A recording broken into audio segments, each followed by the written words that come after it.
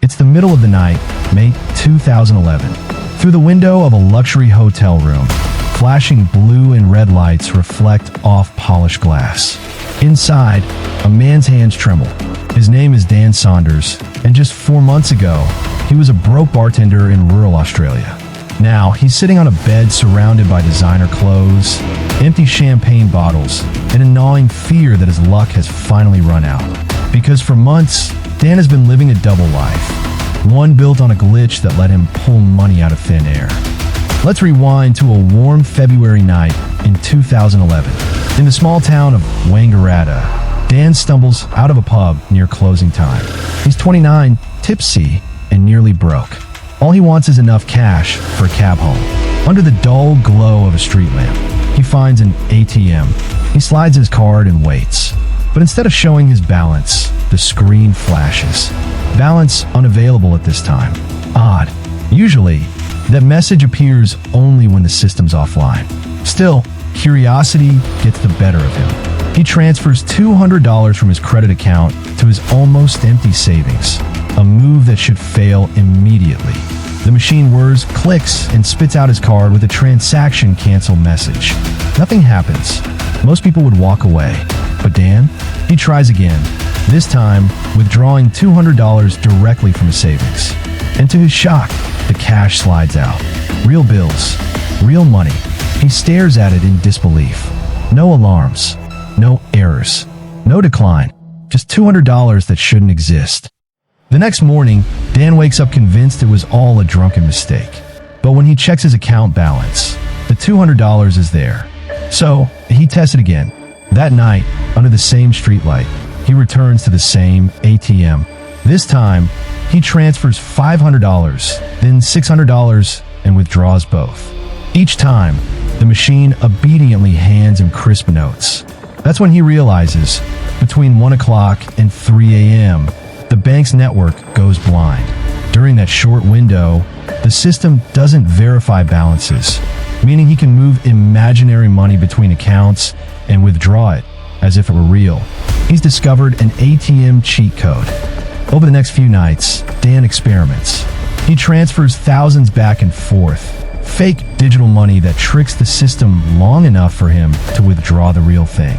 Soon, he's pulling out thousands every night. By day, his account looks normal, but by night, he's exploiting a loophole that the bank servers can't see until morning.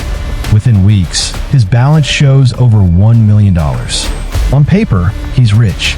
In reality, he's just a man gaming a broken system and winning. What starts as an experiment quickly turns into addiction. Dan books private jets to Bali, stays in 5-star resorts, and spends thousands on champagne. He tips waiters hundreds just to see their reactions. When friends struggle with tuition, he pays their fees. When someone mentions debt, he clears it. All with money that technically doesn't exist. He becomes a legend around town, the mysterious guy who always picks up the tab. Everyone assumes he struck gold with crypto or investments. No one suspects the truth, that every dollar came from a midnight glitch in a bank system. But even paradise comes with a price. Dan starts lying to everyone, his family, his friends, even himself. He can't sleep. His hands shake. He Googles his own name daily, expecting headlines about his arrest. Then one night, a close friend confronts him in a Melbourne bar. "I know what you're doing," he says. "You're going to prison." Dan brushes it off, but the words haunt him. The thrill fades. The fear grows. He starts skipping the ATM runs. The guilt is eating him alive. By June 2011, he finally stops. He lets the fake transfers collapse, revealing the truth. His account balance is now negative $1.6 million.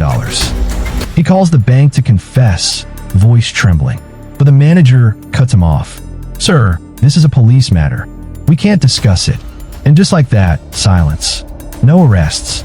No sirens. No contact. Days turn into weeks. Then months. Then 2 years. Dan lives in constant dread, waiting for the inevitable knock on the door that never comes. Finally, in 2013, unable to take the guilt, he reaches out to a newspaper and tells his story. Within days, it's national news. The bartender who hacked an ATM for infinite cash. The confession forces the police to act. Dan is charged and brought to court. Even the prosecutor struggles to explain the crime. He stole money that didn't technically exist. Dan pleads guilty. He's sentenced to 1 year in prison and 18 months of community service. When he gets out, the world has moved on. Back behind a bar, he's once again earning $20 an hour, the same as before. But this time, the money is real. Looking back, Dan admits the glitch changed him forever. Not because it made him rich, but because it showed him how fragile control can be. How easily temptation can turn an ordinary man into someone he doesn't recognize. In his words, "I thought I'd found freedom, but it wasn't freedom. It was a trap I built myself." The story of Dan Saunders isn't just about stolen money. It's about how power, even digital power, can twist your sense of right and wrong. And how, when the system finally blinks, it reveals who we really are.